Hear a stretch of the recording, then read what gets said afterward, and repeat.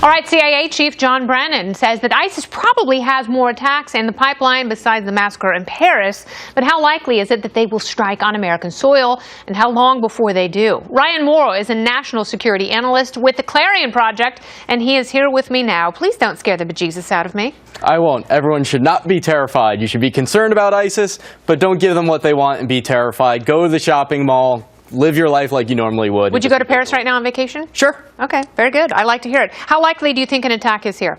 I think it's very likely because ISIS knows, first of all, that they had this gap, that they could dispatch operatives. They had a level of confidence, and so they know if they can do it to France, try to do it in Germany, then, well, of course, use the opportunity to go after the U.S. Yeah. Plus, when there's success, that then breeds more success. It leads to more radicalization because the appearance of success radicalizes those that would see that as Allah's endorsement. So it's a benefit for them, but at the same time, we have to keep things in perspective. All right, so let's talk about radicalization, and then I want to get back to the style of attacks.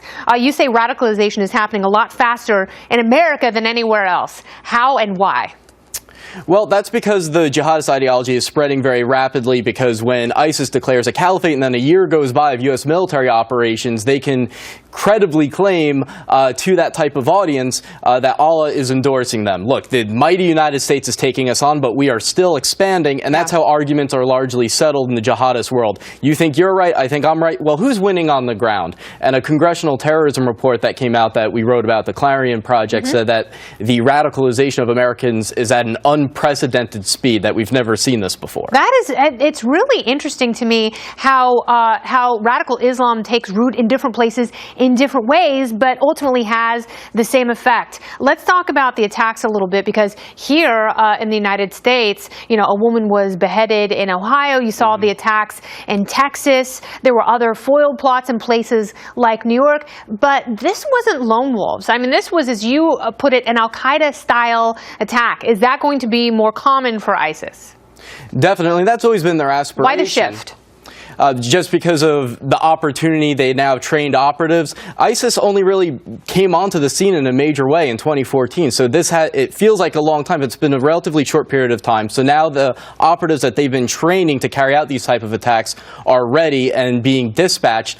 But in terms of responding to this, we should pay attention to what they want, because they'll tell you when you look at their accounts on Twitter. And there are two themes that I see that they really want. The first one is they want an anti-Muslim backlash. They believe that will radicalize the Muslim community and bring it to their side when it currently is not. And the second thing that they do want is the U.S. to engage in another ground war in the Middle East. Interesting. So, I mean, it sounds like France and, you know, certainly the Republican presidential candidates playing into that hand. Let's talk about Anonymous a little bit, because the secret hacking group says that they are going to defeat ISIS because they've got better hackers. And, you know, I've always said that hackers are going to run the world. What do you think about Anonymous taking on ISIS? I mean, it's hard not to cheer them on. Having ISIS accounts being taken down is a wonderful thing, but at the same time, it's going to have very limited effect, because when you shut down one account, they just open it up somewhere else. They're prepared for this type of thing, and it's not going to discourage them, because the things that they're looking for to vindicate their role in prophecy as they see it and vindicate their ideology is going to be about our response, not Anonymous. And so we have to keep that in, as we discuss the policy options, like you said, the Republican presidential candidates talking about a ground offensive. ISIS, from the beginning, has been saying that that would be part of the fulfillment of prophecy. U.S. troops going into Syria and getting in a battle.